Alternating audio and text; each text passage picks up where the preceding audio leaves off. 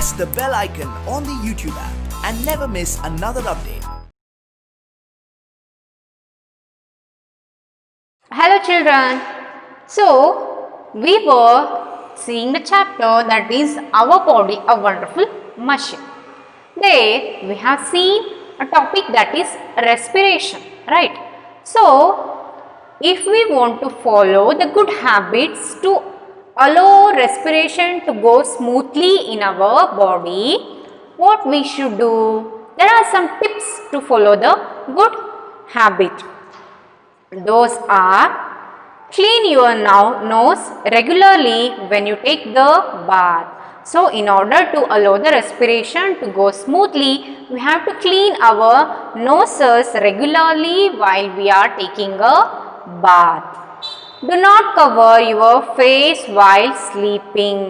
So we should not cover our face while sleeping. ಮುಖಕ್ಕೆ ನಾವು full ಹೊಚ್ಕೊಂಡು ಮಲ್ಕೋಬಾರ್ದು. ಮತ್ತೆ regular ಆಗಿ ಮೂಗ್ನ clean ಮಾಡ್ಕೋತಿರ್ಬೇಕು. When you are moving in a place of dust, take care to avoid dust entering into your nose. ನೀವು dust ಇರ್ತಕ್ಕಂಥ ಪ್ರದೇಶದಲ್ಲಿ ಓಡಾಡ್ತಿರ್ಬೇಕಾದ್ರೆ ಒಂದು mask ಹಾಕೊಂಡು ಆ ಥರ ಆಗಿ ನೀವು ಹೋಗಬೇಕು. ಸೊ ದ್ಯಾಟ್ ಅಲ್ಲಿರ್ತಕ್ಕಂಥ ಡಸ್ಟ್ ನಿಮ್ಮ ಮೂಗೊಳಗಡೆ ಹೋಗದೇ ಇರೋ ಥರ ನೀವು ಪ್ರಿಕಾಷನ್ಸ್ನ ತಗೋಬೇಕು. Do not be in a hurry while eating food and drinking water. So while eating the food and the drinking water, you should not be in a hurry. ಊಟ ಮಾಡ್ತಿರ್ಬೇಕಾದ್ರೆ, ನೀರು ಕುಡಿಬೇಕಾದ್ರೆ ಅರ್ಜೆಂಟಾಗಿ ಕುಡಿದ್ಬಿಡ್ಬಾರ್ದು, ಅರ್ಜೆಂಟಾಗಿ ಮಾಡಬಾರ್ದು. ಏಕೆಂದರೆ ಅದು ಚಾನ್ಸಸ್ ಇರುತ್ತೆ ಹೋಗಿ ನಮ್ಮ ವಿಂಡ್ ಪೈಪ್ ಏನಿತ್ತಲ್ವಾ ಅದರೊಳಗಡೆ ಸೇರ್ಕೊಳ್ಳೋಂಥ ಚಾನ್ಸಸ್ ಇರುತ್ತೆ. ಹಾಗಾಗಿ ವಿಂಡ್ ಪೈಪ್ ನಮಗೆ ಕೇವಲ ಗಾಳಿಗಲ್ವ ಇರೋದು. ಸೊ ನಾವು ಅರ್ಜೆಂಟಾಗಿ ಹರಿಬರಿಯಾಗಿ ಮಾಡಿದ್ರೆ ಅಲ್ಲಿ ಎಡವಟ್ ಆಗೋ ಚಾನ್ಸಸ್ ಇರುತ್ತೆ. ಸೊ ಅದಕ್ಕೆ ನಿಧಾನವಾಗಿ ಊಟ ಮಾಡಿ ನಿಧಾನವಾಗಿ ನೀವು ನೀರನ್ನು ಕುಡೀರಿ. Do not expose yourself to smoke. If you breathe the smoke it causes problem related to lungs. ನೀವಾಗ ನೋಡಿರ್ಬೋದು, ಸಿಗರೆಟ್ ಸೇದೋದು ಅಷ್ಟೇ ಅಲ್ಲದೆ ಆ ಹೊಗೆನ ಯಾರು ಕುಡಿತಾರೆ ಅವ್ರಿಗೂ ಕೂಡ ಲಂಗ್ ಪ್ರಾಬ್ಲಮ್ಸ್ ಬರುತ್ತೆ. ಆ ಸ್ಮೋಕ್ ಏನು ಬರುತ್ತೆ, ಆ ಸ್ಮೋಕ್ನ ನೀವು ಕೂಡ ಬ್ರೀದ್ ಮಾಡೋದ್ರಿಂದ ಕೂಡ ನಿಮಗೆ ಲಂಗ್ ಪ್ರಾಬ್ಲಮ್ಸ್ ಬರಬಹುದು. ಸೊ ನೀವು ಆ ಸ್ಮೋಕ್ನ ಬ್ರೀದ್ ಮಾಡಬೇಡಿ, ದೂರ ಹೋಗ್ಬಿಡಿ ಆ ಪ್ಲೇಸಿಂದ. At least once in a day sit straight and take a deep breath for 10 minutes. Practice it daily. So ದಿನದಲ್ಲಿ ಒಂದು 10 ನಿಮಿಷ ಆದರೂ ಸ್ಟ್ರೈಟಾಗಿ ಕುತ್ಕೊಂಡು ಡೀಪ್ ಬ್ರೀದ್ನ ತಗೊಂಡು ಅಂದರೆ ಇನ್ಹೇಲ್ ಮಾಡಿ ಎಕ್ಸೇಲ್ ಮಾಡಬೇಕು. ಇದನ್ನೊಂದು 10 ಮಿನಿಟ್ಸ್ ಆದರೂ ನೀವು ದಿನ ಪ್ರಾಕ್ಟೀಸ್ ಮಾಡಬೇಕು. Do not put the things such as stick, pen, piece of chalk etcetera into your nose. ನಿಮ್ಮ ನೋಸ್ ಒಳಗಡೆ ಪೆನ್ ಆಗಿರ್ಬೋದು, ಪೆನ್ಸಿಲ್ ಆಗಿರ್ಬೋದು, ಚಾಕ್ ಪೀಸ್ ಆಗಿರ್ಬೋದು, ಅವನ್ನೆಲ್ಲ ಇಟ್ಕೋಬಾರ್ದು. Next, do not breathe through the mouth. ಬಾಯಿಯಿಂದ ಉಸಿರಾಡಬೇಡಿ, ಮೂಗಿನಿಂದಾನೇ ಉಸಿರಾಡಿ. ಯಾಕೆಂದರೆ ಮೂಗೊಳಗಡೆ ಸ್ಮಾಲ್ ಹೇರ್ ಇರುತ್ತೆ, ಆಯಿತಾ? ಅವು ಏನು ಮಾಡುತ್ತೆ, ಗಾಳಿಲಿ ಇರ್ತಕ್ಕಂಥ ಡಸ್ಟ್ ಪಾರ್ಟಿಕಲ್ನ ಪ್ಯೂರಿಫೈ ಮಾಡಿ ಪ್ಯೂರ್ ಆಗಿರ್ತ ಗಾಳಿನ ಒಳಗಡೆ ಕಳಿಸುತ್ತೆ. Okay. Cover your mouth with a handkerchief while coughing or sneezing. The germs can be avoided from entering the air. If you are suffering from a cold and the cough, this avoids the spreading of cold and the cough to others. ನೀವು ಶೀತ ಆದಾಗ ನೀವು ಕೆಮ್ಮು ಸಮಯದಲ್ಲಿ ಕರ್ಚೀಫನ್ನು ನೀವು ಇಟ್ಕೋಬೇಕು. ಯಾಕಂದರೆ ನೀವು ಮಾಡಬೇಕಾದ್ರೆ, ಕೆಮ್ಮಬೇಕಾದ್ರೆ, ಸೀನ್ಬೇಕಾದ್ರೆ ಏನಾಗುತ್ತೆ, ಅದರಲ್ಲಿ ಇರ್ತಕ್ಕಂಥ ಜರ್ಮ್ಸ್ ಗಾಳಿ ಹೋಗಿ ಇನ್ನೊಬ್ರು ಆ ಗಾಳಿನ ಉಸಿರಾಡಿದಾಗ ಅವರಿಗೆ ತೊಂದರೆ ಆಗುತ್ತೆ, ಅವರಿಗೆ ಸ್ಪ್ರೆಡ್ ಆಗುತ್ತೆ ಕೋಲ್ಡ್ ಮತ್ತು ಕಫ್. ಹಾಗಾಗಿ ನೀವು ಯಾವಾಗಲೂ ಕರ್ಚೀಫನ್ನು ಇಟ್ಕೊಂಡು ಕೆಮ್ಮಬೇಕು ಅಥವಾ ಸೀನ್ಬೇಕು. Next, so this is about the good habits, about the respiration. Okay. Next will move to a blood circulation.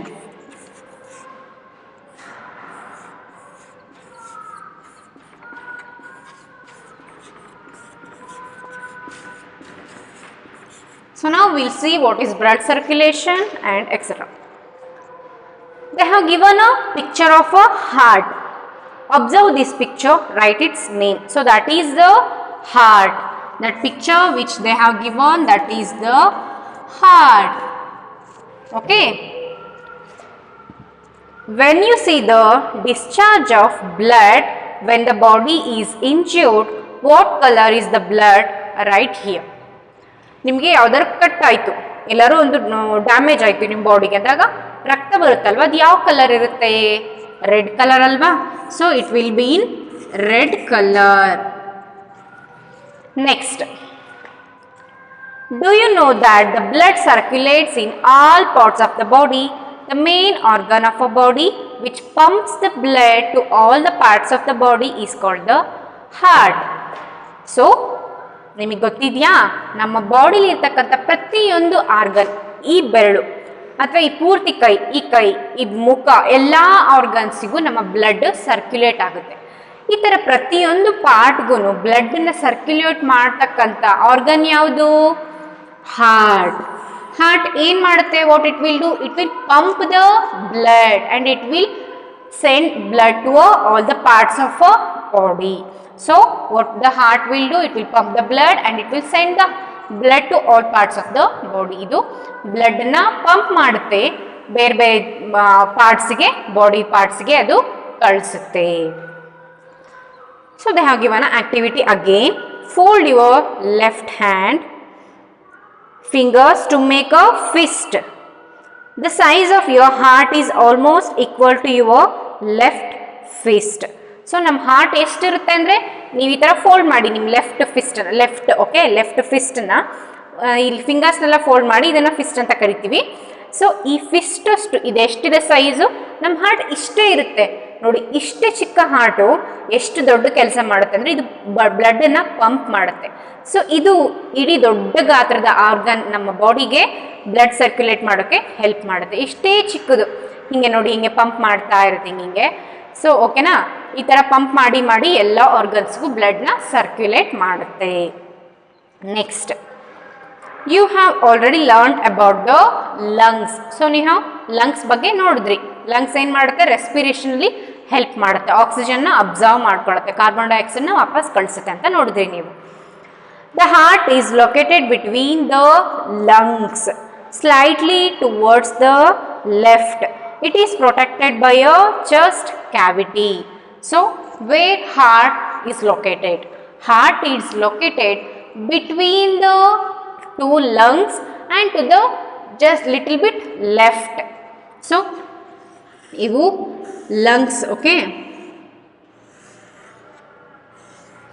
ಇವು ನಿಮ್ಮದು ಲಂಗ್ಸ್ ಅಂತ ಅಂದ್ಕೊಳ್ಳಿ.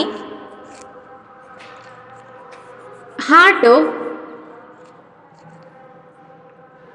ಲೆಫ್ಟ್ ಸೈಡಿಗೆ, ಈ ಥರ ಹಾರ್ಟು ಲೆಫ್ಟ್ ಸೈಡಿಗೆ ಹಿಂಗೆ ಲೊಕೇಟ್ ಆಗಿದೆ. ಓಕೆ, ಸೊ ಇದು ಲಂಗ್ಸ್, ಇವೆರಡು ಲಂಗ್ಸ್ ಆದರೆ ಲೆಫ್ಟ್ ಸೈಡ್ಗೆ ಹಾರ್ಟು ಇಷ್ಟೇ ಇಲ್ಲಿ ಲೊಕೇಟ್ ಆಗಿದೆ. ಇದ್ರ ಮೇಲೆ ನಮ್ಮದು ಚೆಸ್ಟ್ ಕ್ಯಾವಿಟಿ ಕವರ್ ಆಗಿದೆ. ಓಕೆ, ಸೊ ಎರಡು ಲಂಗ್ಸ್ಗಳಲ್ಲಿ ಲೆಫ್ಟ್ ಸೈಡಿಗೆ ಲೊಕೇಟ್ ಆಗಿದೆ. ಏನು? ಹಾರ್ಟ್ ಏನಕ್ಕೆ ಯೂಸ್ ಮಾಡ್ತೀವಿ? ಬ್ಲಡ್ಡನ್ನು ಪಂಪ್ ಮಾಡುತ್ತೆ ಇದು heart. Heart is also main organ of our body.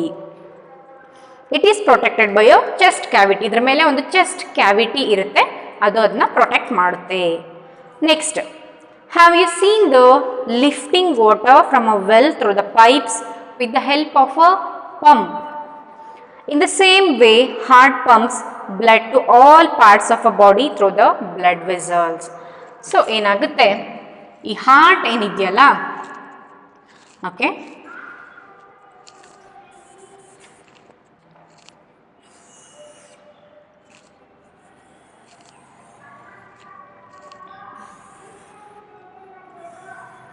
ಈ ಥರ ಹಿಂಗೆ ಹಾರ್ಟ್ ಇದೆ ಅಲ್ವಾ, ಇಲ್ಲಿ 4 ಚೇಂಬರ್ಸ್ ಇದೆ ಹಾರ್ಟ್ ಒಳಗಡೆ. ಇಮ್ಯಾಜಿನ್ ಮಾಡ್ಕೊಳ್ಳಿ, ನಾನು ಸುಮ್ಮನೆ ರಫ್ ಡಯಾಗ್ರಾಮ್ ಹಾಕ್ತಾ ಇದ್ದೀನಿ. ಓಕೆ, ಇದು ಹಾರ್ಟ್ ನಿಮ್ಮದು. ಈ ಹಾರ್ಟ್ ಏನು ಮಾಡುತ್ತೆ ಅಂದರೆ ಪಂಪ್ ಮಾಡುತ್ತೆ. ಪಂಪ್ ಮಾಡಿ ಇದ್ರ ಮುಖಾಂತರ ಬೇರೆ ಬೇರೆ ಹಿಂಗೆ ಬ್ಲಡ್ ವೆಸಲ್ಸ್ ಇರುತ್ತೆ, ಇವು ಆ ಬ್ಲಡ್ಡನ್ನು ಬೇರೆ ಬೇರೆ ಕಡೆ ಕ್ಯಾರಿ ಮಾಡ್ತವೆ. ಓಕೆ, ಈ ರೀತಿ ಇದು ಬ್ಲಡ್ಡನ್ನು ಬೇರೆ ಬೇರೆ ಪಾರ್ಟ್ಸಿಗೆ ಕಳಿಸುತ್ತೆ. Keep your hand on your chest of your friend. Feel the lub-dub sound of a heart. The sound is produced when the heart pumps blood. So, you can see, you can keep your hand on your friends or on yourself also. You can clearly hear the lub-dub sound. You can see the sound will be lub-dub. So that sound is the sound of a pumping action of a heart. Heart ಈಗ pump ಮಾಡ್ತಿರುತ್ತಲ್ವಾ, ಆ pump ಮಾಡೋ ಸೌಂಡೇ ನಮಗೆ ಕೇಳಿಸೋದು. ಈ ಥರ ಇದು heart pump ಮಾಡ್ತಾ ಇರುತ್ತೆ, ಅದ್ರ ಸೌಂಡೇ ನಮಗೆ ಕೇಳಿಸೋದು. ಅದನ್ನೇ ನಾವು ಲಬ್-ಡಬ್ ಸೌಂಡ್ ಅಂತ ಕರಿತೀವಿ. The blood circulates to all parts of the body. It gets impure by receiving the carbon dioxide from all the parts from a body. This impure blood enters the heart through blood vessels. So, blood circulates to all parts of the body and it will get the carbon dioxide from all the bodies and it will be impure. Again it will come to heart. ಏನಾಗುತ್ತೆ ಅಂದರೆ heart ಬ್ಲಡ್ನ pump ಮಾಡಿ, ಅಂದರೆ pure ಬ್ಲಡ್ನ pump ಮಾಡಿ ಎಲ್ಲ ಪಾರ್ಟ್ಸ್ಗೂ ಕಳಿಸ್ತು. ಆ ಪಾರ್ಟ್ಸಲ್ಲಿ ಇರ್ತಕ್ಕಂಥ carbon dioxide ಈ blood ಜೊತೆಗೆ ಮಿಕ್ಸ್ ಆಗುತ್ತೆ. ಆವಾಗ ಅದು ಮತ್ತೆ ಇಂಪ್ಯೂರ್ ಆಯಿತು, ಮತ್ತು ಬೇರೆ ಬ್ಲಡ್ ವೆಸಲ್ಸಿಂದ ಮತ್ತೆ ಆ ಬ್ಲಡ್ಡು ಹಾರ್ಟ್ಗೆ ಬಂತು. ಅವಾಗ ಮತ್ತೆ ಹಾರ್ಟ್ ಏನು ಮಾಡುತ್ತೆ, ಮತ್ತೆ ಪಂಪ್ ಮಾಡಿ ಇದನ್ನು ಪ್ಯೂರಿಫೈ ಮಾಡುತ್ತೆ. ಈ ರೀತಿ ಹಾರ್ಟು ಬ್ಲಡ್ಡನ್ನು ಪ್ಯೂರಿಫೈ ಮಾಡುತ್ತೆ. From the heart this impure blood reaches the lungs. In the lungs, it gives up carbon dioxide and receives the oxygen and becomes pure. The pure blood reaches the heart once again through the blood vessels. The pure blood, which has oxygen, reaches all parts of our body through blood vessels. This is the blood circulation. So what happened? Heart will pump the blood and it will circulate to all parts of a body. Then that blood receives the carbon dioxide and it will get impure. That impure blood comes to heart. Then heart pumps again that blood to lungs. What lungs will do? Lungs will it will take out the carbon dioxide and it will remove the carbon dioxide from the blood, and that blood take the oxygen which is absorbed by the lungs, and again that will be come back to a heart, and again heart will pump that blood to all the parts. So this is known as the blood circulation. Pure blood will be circulated throughout the body through the heart, through the blood vessels which is pumped by the heart. ಏನಾಗುತ್ತೆ ಅಂದರೆ heart pure ಬ್ಲಡ್ನ pump ಮಾಡಿ ಬೇರೆ ಬೇರೆ ಆರ್ಗನ್ಗೆ blood vessel ಮುಖಾಂತರ ಕಳಿಸಾಯಿತು. ಪ್ರತಿಯೊಂದು ಆರ್ಗನಲ್ಲಿ ಇರ್ತಕ್ಕಂಥ carbon dioxide ಈ blood ಒಳಗೆ ಮಿಕ್ಸ್ ಆಗಿ ಆ ಪ್ಯೂರ್ ಬ್ಲಡ್ ಇಂಪ್ಯೂರ್ ಬ್ಲಡ್ ಆಗಿ ಕನ್ವರ್ಟ್ ಆಗುತ್ತೆ. ಮತ್ತೆ ಆ ಬ್ಲಡ್ ಹಾರ್ಟಿಗೆ ಬರುತ್ತೆ. ಅವಾಗ ಹಾರ್ಟ್ ಏನು ಮಾಡುತ್ತೆ, ಆ ಬ್ಲಡ್ ಎಲ್ಲ ಲಂಗ್ಸಿಗೆ ಕಳಿಸುತ್ತೆ. ಲಂಗ್ಸಲ್ಲಿ ಏನಾಗಿರುತ್ತೆ, ಆಕ್ಸಿಜನ್ ಇರುತ್ತೆ. ಸೊ ಲಂಗ್ಸ್ ಏನು ಮಾಡುತ್ತೆ, ಈ ಬ್ಲಡ್ಡಲ್ಲಿ ಇರ್ತಕ್ಕಂಥ ಕಾರ್ಬನ್ ಡೈಆಕ್ಸೈಡನ್ನು ತಗೊಂಡು ತನ್ನಲ್ಲಿರ್ತಕ್ಕಂಥ ಆಕ್ಸಿಜನ್ನ ಆ ಬ್ಲಡ್ಡಿಗೆ ಮತ್ತೆ ವಾಪಸ್ ಕೊಡುತ್ತೆ. ಆ ಕಾರ್ಬನ್ ಡೈಆಕ್ಸೈಡ್ನ ವಾಪಸ್ ಎಕ್ಸೈಲ್ ಮಾಡಿ ಹೊರಗಡೆ ಕಳಿಸುತ್ತೆ. ಆ ಬ್ಲಡ್ಡು ಆಕ್ಸಿಜನ್ ರಿಸೀವ್ ಮಾಡ್ಕೋತಲ್ವಾ, ಅದು ಮತ್ತೆ ಹಾರ್ಟಿಗೆ ಹೋಗುತ್ತೆ. ಆ ಹಾರ್ಟಲ್ಲಿ ಅಗೇನ್ ಅದು ಪಂಪ್ ಆಗಿ ಬ್ಲಡ್ ವೆಸಲ್ ಮುಖಾಂತರ ಬೇರೆ ಬೇರೆ ಪಾರ್ಟ್ಸಿಗೆ ಹೋಗುತ್ತೆ. ಸೊ ಈ ರೀತಿ ಇದನ್ನ ಬ್ಲಡ್ ಸರ್ಕ್ಯುಲೇಟ್ ಆಗೋದನ್ನ ನಾವು ಬ್ಲಡ್ ಸರ್ಕ್ಯುಲೇಷನ್ ಅಂತ ಕರಿತೀವಿ. ಏನು, pure blood which has oxygen reaches all parts of the body through the blood vessels, ಅದನ್ನ ಬ್ಲಡ್ ಸರ್ಕ್ಯುಲೇಷನ್ ಅಂತ ಕರಿತೀವಿ. ಪ್ಯೂರ್ ಬ್ಲಡ್ ಯಾವುದರಲ್ಲಿ ಆಕ್ಸಿಜನ್ ಇದೆ ಅದು ಬ್ಲಡ್ ವೆಸಲ್ ಮುಖಾಂತರ ಎಲ್ಲ ಪಾರ್ಟ್ಸ್ ಆಫ್ ಅ ಬಾಡಿಗೆ ರೀಚ್ ಆಗುತ್ತೆ. ಅದನ್ನು ನಾವು ಬ್ಲಡ್ ಸರ್ಕ್ಯುಲೇಷನ್ ಅಂತ ಕರಿತೀವಿ. So this is about the blood circulation. How do doctors examine the heart beat? Have you seen? So doctors heart beat ಅಂದರೆ ಲಬ್-ಡಬ್ ಸೌಂಡ್, ಅದನ್ನೇ ಹಾರ್ಟ್ ಬೀಟ್ ಅಂತ ಕರಿತೀವಿ. ಹೇಗೆ ಎಕ್ಸಾಮೈನ್ ಮಾಡ್ತಾರೆ ನೋಡಿದ್ದೀರಾ? The picture of an instrument used by a doctor to know the heartbeat is given here. Write its name, stethoscope. So ಏನಾಗುತ್ತೆ ಅಂದರೆ doctors, ನೀವು ಹಾಸ್ಪಿಟಲ್ಗೆಲ್ಲ ಹೋಗಿರ್ತೀರ. ಹಾಸ್ಪಿಟಲಲ್ಲಿ ಏನು ಮಾಡ್ತಾರೆ ಹಾಸ್ಪಿಟಲಲ್ಲಿ ಡಾಕ್ಟರ್ಸ್ ಏನು ಮಾಡ್ತಾರೆ ಅಂದರೆ ನಿಮಗೆ ಅವ್ರ ಕತ್ತು ಸುತ್ತಲೂ ಒಂದು ಇನ್ಸ್ಟ್ರೂಮೆಂಟ್ ಇರುತ್ತಲ್ವಾ, ಆ ಇನ್ಸ್ಟ್ರೂಮೆಂಟನ್ನು ಅವರು ಏನು ಮಾಡ್ತಾರೆ, ನಿಮ್ಮ ಚೆಸ್ಟ್ ಹಿಂದ್ಗಡೆ ಇಟ್ಬಿಟ್ಟು ಅವರು ಸೌಂಡನ್ನು ಕೇಳಿಸ್ಕೋತಾರೆ. ಅಂದರೆ ಅದು ಹಾರ್ಟ್ ಬೀಟ್ಸ್ನ ಕೇಳಿಸ್ಕೋತಾರೆ. ಸೊ ಆ ಹಾರ್ಟ್ ಬೀಟ್ಸ್ನ ಕೇಳಿಸ್ಕೊಳ್ಳೋದ್ರಿಂದ ಏನಾಗುತ್ತೆ, ಹಾರ್ಟ್ ಬೀಟ್ಸ್ನ ಕೇಳಿಸ್ಕೊಳ್ಳೋದ್ರಿಂದ ಅವ್ರಿಗೆ ಸೌಂಡ್ ಬರುತ್ತೆ. ಏನು ಸೌಂಡ್ ಬರುತ್ತೆ, ನಿಮ್ಮ ಹಾರ್ಟ್ದು ಲಬ್-ಡಬ್ ಸೌಂಡ್, ಅದನ್ನೇ ಹಾರ್ಟ್ ಬೀಟ್ ಅಂತ ಕರಿತೀವಿ. ಅದನ್ನು ಅವರು ಸ್ಟೆಥಸ್ಕೋಪನ್ನು ಇನ್ಸ್ಟ್ರೂಮೆಂಟಿಂದ ಕೇಳಿಸ್ಕೋತಾರೆ. ಸೊ ಯಾವ ಇನ್ಸ್ಟ್ರೂಮೆಂಟ್ ಯೂಸ್ ಮಾಡ್ತಾರೆ ಅವರು ಕೇಳಿಸ್ಕೊಳ್ಳೋಕ್ಕೆ ಹಾರ್ಟ್ ಬೀಟ್ನ ಅಂದರೆ ಸ್ಟೆಥಸ್ಕೋಪ್.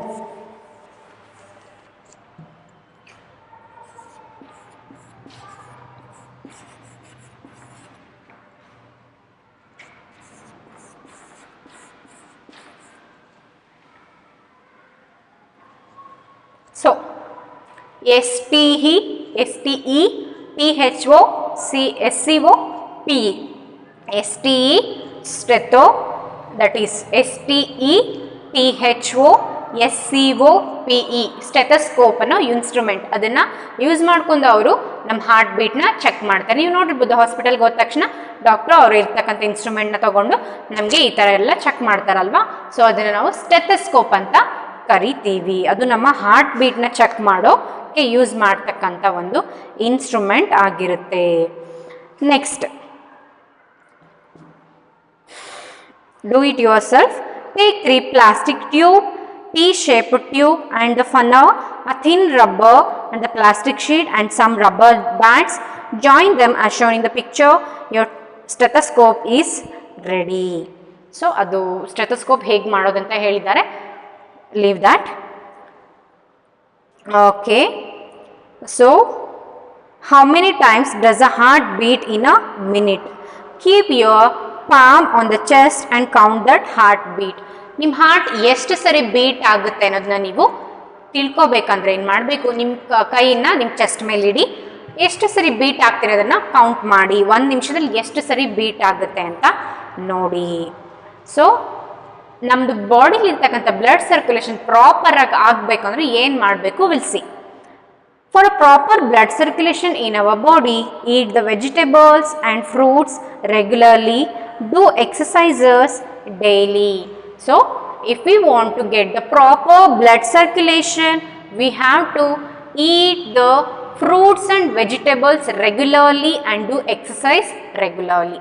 ನಾವೇನು ಮಾಡಬೇಕು, ಫ್ರೂಟ್ಸ್ ವೆಜಿಟೇಬಲ್ಸ್ನ ಚೆನ್ನಾಗಿ ತಿನ್ನಬೇಕು ಮತ್ತು ಎಕ್ಸಸೈಸ್ನ ಮಾಡ್ತಿರ್ಬೇಕು. ಆಗ ನಮ್ಮ ಬಾಡಿಲಿ ಬ್ಲಡ್ ಸರ್ಕ್ಯುಲೇಷನ್ ಚೆನ್ನಾಗಿ ಆಗುತ್ತೆ. ಸೊ ಗೊತ್ತಾಯ್ತಲ್ವಾ ಬ್ಲಡ್ ಏನಕ್ಕೆ important?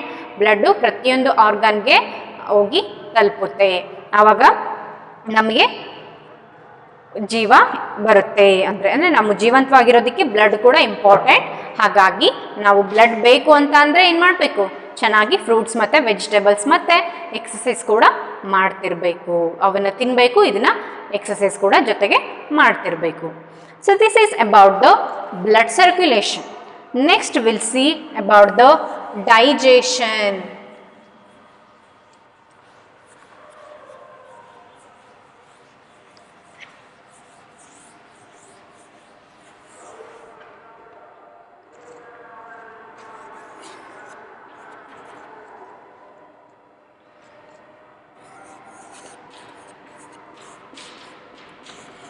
So now we see about the digestion. Do you eat food regularly? Where does it go? What happens to the food that you eat? Do you know? Observe the picture. The food you eat move from organ to organ from our mouth. Look at the picture and write the names of those organs. Okay, so what happens? The food which we eat, what it will happen? ಆಹಾರ ತಿಂತೀವಲ್ವ, ಅದೇನಾಗುತ್ತೆ, ಅದು digest ಆಗುತ್ತೆ. ಹೇಗೆ digest ಆಗುತ್ತೆ, ಎಲ್ಲೆಲ್ಲಿ ಹೋಗುತ್ತೆ ಇದು? ನಾವು ಊಟ ಮಾಡ್ತೀವಲ್ವ, ಊಟ ಮಾಡಿದ ತಕ್ಷಣ ನಾವು ಬಾಯಿ ಮುಖಾಂತರ ಊಟ ಮಾಡ್ತೀವಿ. ನೆಕ್ಸ್ಟ್ ಅದು ನಮ್ಮ ಗಂಟ್ಲಿಗೆ ಹೋಗುತ್ತೆ, ಅಂದರೆ ಥ್ರೋಟಿಗೆ ಹೋಗುತ್ತೆ. ಅದರ ನೆಕ್ಸ್ಟು ಫುಡ್ ಪೈಪ್ ಅಂದರೆ ಅನ್ನನಾಳಕ್ಕೆ ಹೋಗುತ್ತೆ. ಅದರ ನೆಕ್ಸ್ಟು ಸ್ಟೊಮಕ್ಕಿಗೆ ಹೋಗುತ್ತೆ. ಆ ಸ್ಟೊಮಕ್ಕಲ್ಲಿ ಏನಾಗುತ್ತೆ, ಅಲ್ಲಿ ಇರ್ತಕ್ಕಂಥ ಎಷ್ಟೊಂದು ಎನ್ಸೈಮ್ಸ್ ಅದು ಡೈಜೆಸ್ಟ್ ಆಗುತ್ತೆ. ಡೈಜೆಸ್ಟ್ ಆಗಿ ನೆಕ್ಸ್ಟ್ ಎಲ್ಲ ಹೋಗುತ್ತೆ, ಸ್ಮಾಲ್ ಇಂಟೆಸ್ಟೈನಿಗೆ ಹೋಗುತ್ತೆ. ಸ್ಮಾಲ್ ಇಂಟೆಸ್ಟೈನ್ ಅಂದರೆ ಸಣ್ಣ ಕರುಳು. ಅದರ ನೆಕ್ಸ್ಟ್ ಆ ಡೈಜೆಸ್ಟೆಡ್ ಫುಡ್ಡು ಅಂದರೆ ಯಾವುದು ಅಲ್ಪ ಸ್ವಲ್ಪ ಉಳಿದಿತ್ತಲ್ವ ಡೈಜೆಷನ್ ಆಗೋದು, ಅದು ಕೂಡ ಅಲ್ಲಿ ಡೈಜೆಸ್ಟ್ ಆಗುತ್ತೆ. ಮತ್ತು ಅಗೇನ್ ಅದು ಲಾರ್ಜ್ ಇಂಟೆಸ್ಟೈನಿಗೆ ಹೋಗುತ್ತೆ. ಇನ್ನು ಯಾವ್ಯಾವ ಫುಡ್ ಡೈಜೆಸ್ಟ್ ಆಗೋಕ್ಕಿರುತ್ತೆ, ಯಾವ ಪಾರ್ಟು, ಅದು ಕೂಡ ಅಲ್ಲಿ ನೀಟಾಗಿ ಡೈಜೆಸ್ಟ್ ಆಗುತ್ತೆ. ಆಮೇಲೆ ಅದು ಆನಸ್ ಮುಖಾಂತರ ಹೊರಗಡೆ ಎಕ್ಸ್ಕ್ರೀಷನ್ ಆಗಿ ಹೊರಟೋಗುತ್ತೆ. ಸೊ ನಮಗೆ ಗೊತ್ತಾಯಿತು ಡೈಜೆಷನಲ್ಲಿ ಯಾವ್ಯಾವ ಪಾರ್ಟ್ಸ್ ಇನ್ವಾಲ್ವ್ ಆಗಿದೆ ಅಂತ ನಾವೀಗ ಲಿಸ್ಟ್ ಮಾಡ್ತೀವಿ. So first we take the food through a mouth. It will goes to throat.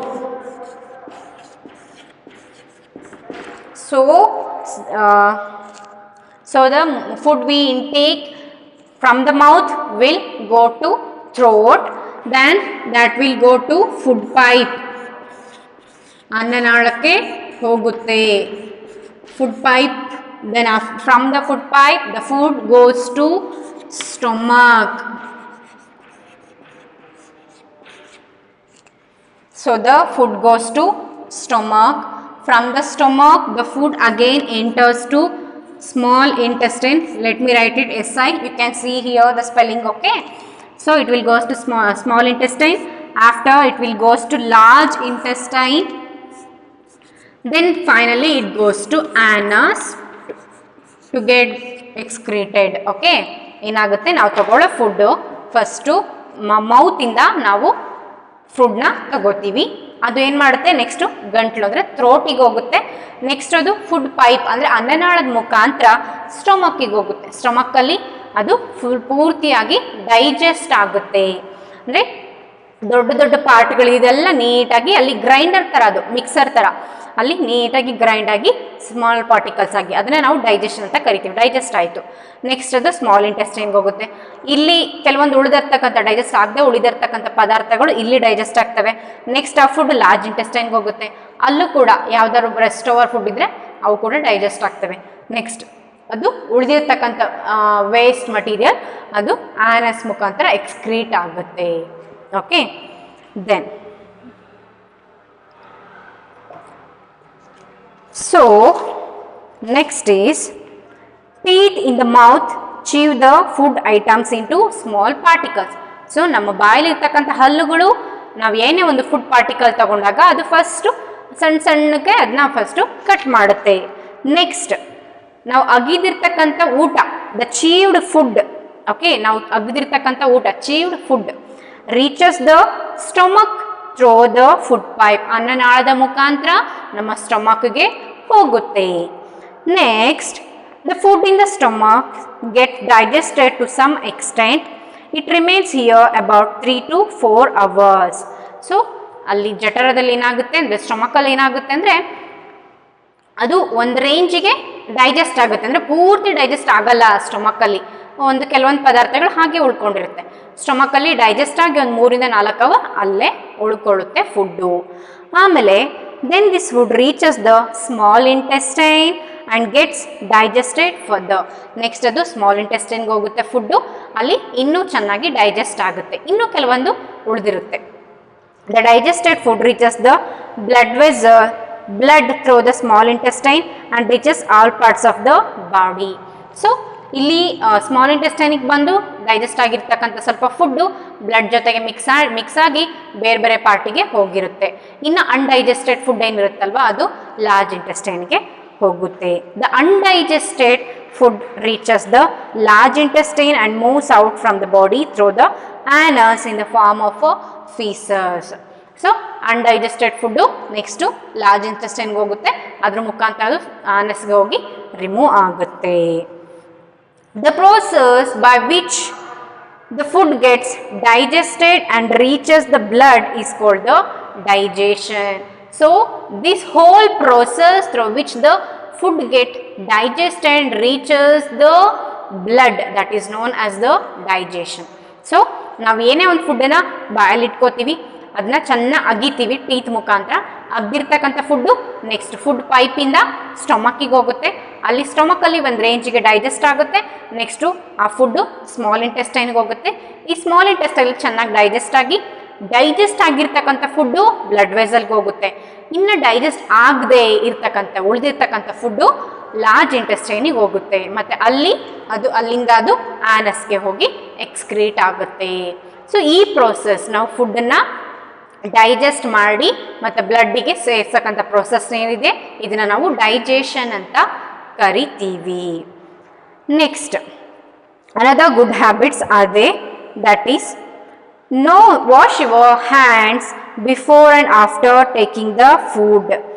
Eat fibrous food such as the beans, radish, etc. Eat the fresh and the healthy food.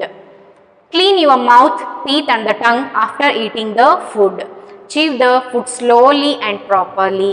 Eat it. It is better to eat once in a 4 hours. So ಏನು ಹೇಳಿದ್ದಾರೆ, wash your hands before and after the food. ಊಟಕ್ಕೂ ಮುಂಚೆ ಮತ್ತು ಊಟ ಆದಮೇಲೆ ನೀವು ಕೈನ ತೊಳಿಬೇಕು. Eat fibre food such as beans ಅಂತ ರ್ಯಾಡಿಶ್. ಫೈಬರ್ ಇರ್ತಕ್ಕಂಥ ಫುಡ್ಡನ್ನು ತಿನ್ನೋದು ಒಳ್ಳೆಯದು. ಅದು ಬೀನ್ಸ್ ಆಗಿರ್ಬೋದು, ರ್ಯಾಡಿಶ್ ಆಗಿರ್ಬೋದು, ಆ ಥರ ಫೈಬರ್ ಕಂಟೆಂಟ್ ಫುಡ್ಡನ್ನು ನೀವು ತಿನ್ನೋದು ಒಳ್ಳೆಯದು. Eat fresh and healthy food. Fresh ಆಗಿರ್ತಕ್ಕಂಥ ಹೆಲ್ದಿ ಆಗಿರ್ತಕ್ಕಂಥ ಫುಡ್ಡನ್ನು ತಿನ್ನಿ. Clean your mouth, teeth and tongue after eating the food. ಊಟ ಆದಮೇಲೆ ಮೌತು, ಟೀತ್ ಮತ್ತು ಟಂಗು ಮೂರನ್ನು ಕ್ಲೀನ್ ಮಾಡ್ತೀರಿ. Chew the food slowly and properly. Slow ಆಗಿ ಪ್ರಾಪರಾಗಿ ನೀವು ಫುಡ್ಡನ್ನು ತಿನ್ನಿ. It is better to eat once in 4 hours. 4 ತಾಸು ಆದಮೇಲೆ ಅಂದರೆ 4 hour ಆದಮೇಲೆ ಮತ್ತು ನೀವು ಊಟ ಮಾಡೋದು ಬೆಸ್ಟ್. ಅಂದರೆ 4 hour ಗ್ಯಾಪ್ ಕೊಡಿ. ಓಕೆ, ಮಾರ್ನಿಂಗ್ ತಿಂದಾದ್ಮೇಲೆ ಮತ್ತೆ 4 hour ಗ್ಯಾಪ್ ಕೊಡಿ, ಮತ್ತೆ ತಿನ್ನಿ. ಮತ್ತೆ ಊಟ ಆದಮೇಲೆ ಮತ್ತೆ 4 hour ಗ್ಯಾಪ್ ಕೊಡಿ, ಮತ್ತೆ ತಿನ್ನಿ. ಸೊ ಈ ರೀತಿ 4 hours ಗ್ಯಾಪ್ ಇದ್ದು ನೀವು ಊಟ ಮಾಡಬೇಕು. So these are the some of the good habits to keep in mind. Okay, so they have given you pictures and they have asked you to write the functions. Now I have mentioned the functions what these organs are going to do, so you can fill there. Okay, next is excretion. Okay, excretion and the, some other points we'll see in the next class. So with this we'll conclude the today's class. Thank you.